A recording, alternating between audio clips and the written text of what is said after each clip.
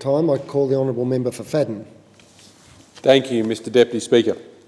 I rise to lend some comment on the Nuclear Terrorism Legislation Amendment Bill 2011 and to precede the remarks by saying the Coalition intends to support the bill because there are a number of worthy aspects to it. It simply adds to attach new offences to the Nuclear Non-Proliferation Safeguards Act of 1987.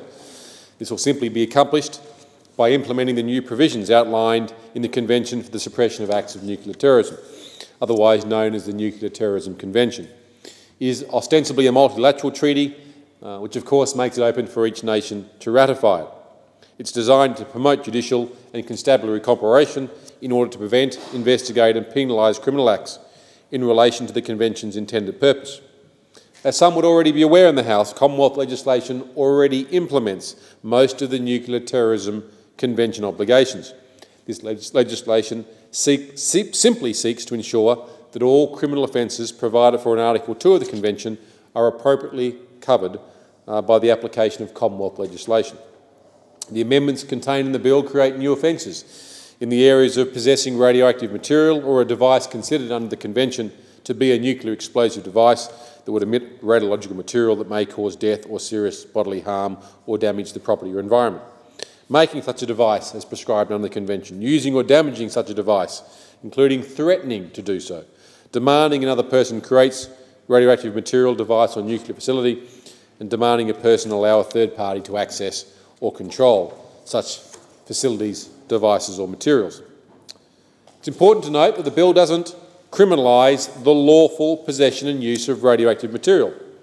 As we know, for all those involved in medicine or those who have been the recipients of some of the great advances in medicine, radioactive material is important in terms of the use of isotopes. It's also apparently contained in household smoke alarms, which puts a whole new view on me accessing smoke alarms, I can tell you. Importantly, the bill stipulates there must be an intention to use or make available the material for prohibited purposes. There is a suitable penalty, 20 years imprisonment, applies to offences created under the bill.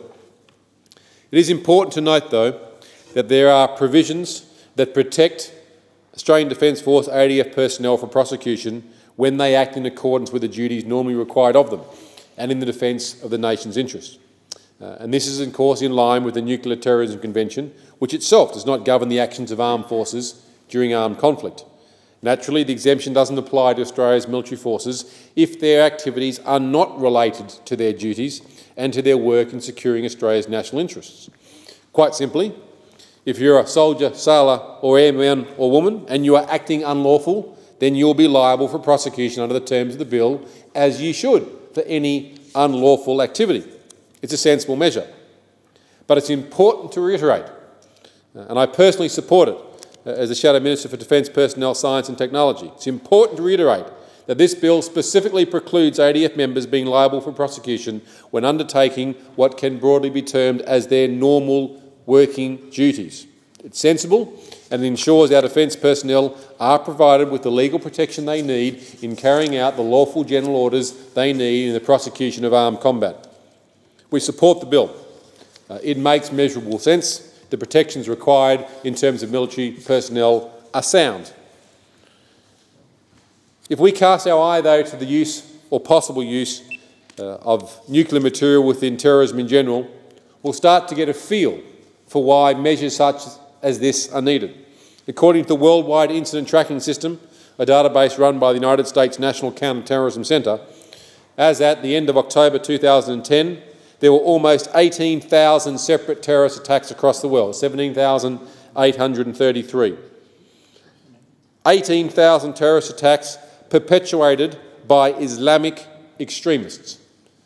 An inordinate number of terrorist attacks since September 11. An inordinate number. Something like 1,300 per year. 4 a day, if one was to spread it out. An inordinate number. Furthermore, the US National Counter-Terrorism Centre, on their report for 2009, stated there had been 299 suicide bombing attacks in 2009 in 13 countries.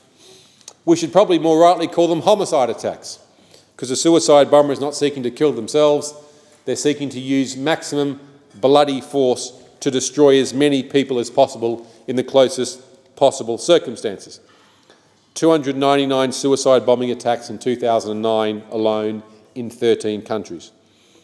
There appear to be more Mumbai-style attacks as terrorist organisations continually adapt. And we see that in the prosecution of combat operations in Afghanistan, where a resilient enemy learns and adapts and grows, and we see that with the improvised explosive device threat.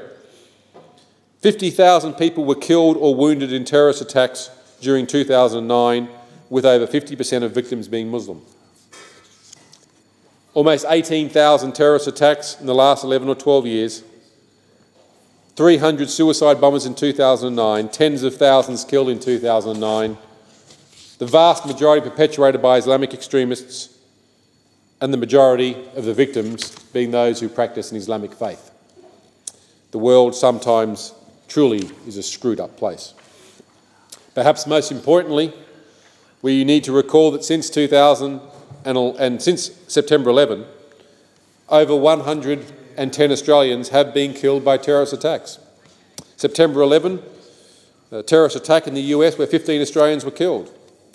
12th of October 2002, Kootabaly, 88 Australians were killed, 202 killed and 209 injured in total.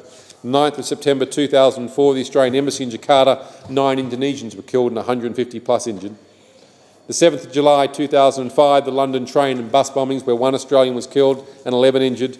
In total, 56 died and 700 plus were injured. The 1st of October 2005, in Jimbaran Beach in Kootabaly, 4 Australians were killed and 19 were injured, out of a total 26 deaths and 100 injured.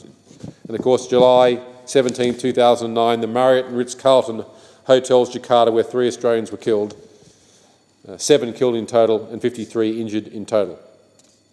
International terrorism represents significantly a clear and very, very present danger to the world at whole, but to Australians included.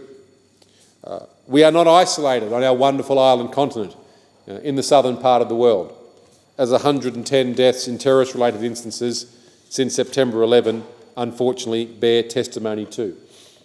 One only need to look to the Middle East, to the lunacy of President Ahmadinejad and his thirst for power in terms of progressing the advent of nuclear-powered weapons, in terms of where Iran wants to go, simply bears testimony to the lunacy in some of the regimes that we face across the world. North Korea, of course, has detonated a number of nuclear devices. Reports in the media indicate that the military junta in Burma is seeking similar advances down that path. The proliferation of nuclear weapons and the stopping of that proliferation needs to be a key activity of all governments, of all freedom-loving nations of the world. And those governments of North Korea, of Burma, of Iran and other similar nations that purposefully pursue a nuclear program with the intent of the destruction of human life need to be made aware by the rest of the international community that their actions will not be condoned, nor will they be tolerated. Walls are built brick by brick in defence against terrorism and Islamic extremism. One of those bricks is this bill that seeks to put enshrined some of the prosecutorial elements of the Convention.